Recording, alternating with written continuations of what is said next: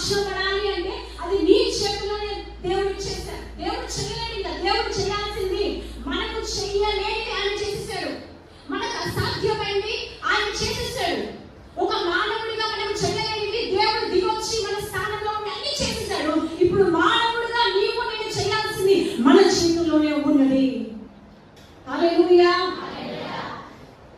ఐగుప్తుని తీసేయాలంటే వాళ్ళు 40 సంవత్సరాలు ఐగుప్తుతోనే నడిచారు. ఎంత విచారకరం. ఈరోజు ఎంతమంది సంఘంలో ఉన్నామని చెప్తున్నారు, కానీ లోకాన్ని సంఘంలో తీసుకొని వస్తున్నారు. నేను దేవుడి బిడ్డగా మార్చబడ్డానని చెప్తున్నారు, కానీ ఎంతమంది హృదయంలో లోకం ఉన్నది. నేను అపవాదితో సంబంధం తెచ్చుకున్నానండి, పాపంతో నాకు సంబంధం లేదు, సాతానుతో సంబంధం లేదు అంటాను, కానీ సాతానుకు సంబంధించిన కార్యాలు వాళ్ళు చేస్తూ ఉంటారు. లోకానికి సంబంధించిన ఆచారాలు చేస్తూ ఉంటారు. హల్లెలూయా, హల్లెలూయా. పరలోక రాజ్యం కానాను దేశానికి వాళ్ళు వెళ్ళకపోవడానికి కారణం ఏంటంటే దేవుని అద్భుత కార్యాలు వాళ్ళు గ్రహించలేదట. ఏది చిన్న కార్యం నీ జీవితంలో జరిగినా, ఈరోజు నువ్వు ఊపిరి పీల్చుకొని ఈ మందిరంలో ఉండి వాక్యాన్ని వింటున్నావంటే అది దేవుడు నీకు ఇచ్చిన కృప, దేవుడు నీకు ఇచ్చిన ఆయుష్. హల్లెలూయా. నీ బిడ్డకు ఉద్యోగం వచ్చిందంటే అది దేవుడు ఇచ్చింది. నీకు మంచి భర్త భార్య దొరికాడంటే దేవుని కృప. నీకు నీ వ్యాపారంలో దేవుని ఆశీర్వాదం ఉందంటే దేవుని కృప. నీకు మంచి ఆరోగ్యం అంటే దేవుని కృప. ఏదైనా కూడా దేవుడు చెయ్యకపోతే మనకు దొరకదు. హల్లెలూయా.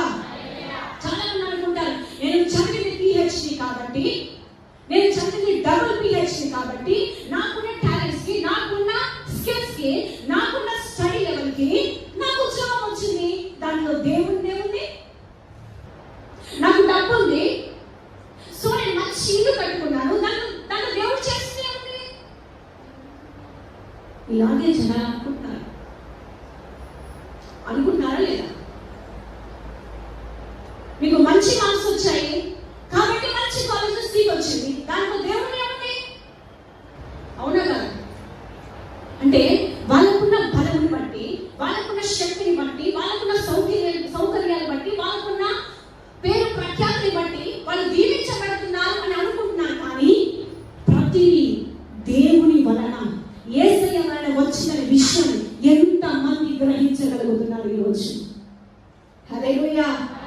ఎంతమంది అయితే వాళ్ళ సొంత శక్తి అనుకుంటున్నారో, వాళ్ళ బలం అనుకుంటున్నారో, వాళ్ళ ఒక టాలెంట్స్ అనుకుంటున్నారో, నెక్స్ట్ టైం వాళ్ళ జీవితంలో దేవుని కార్యాలు ఆగిపోతాయి.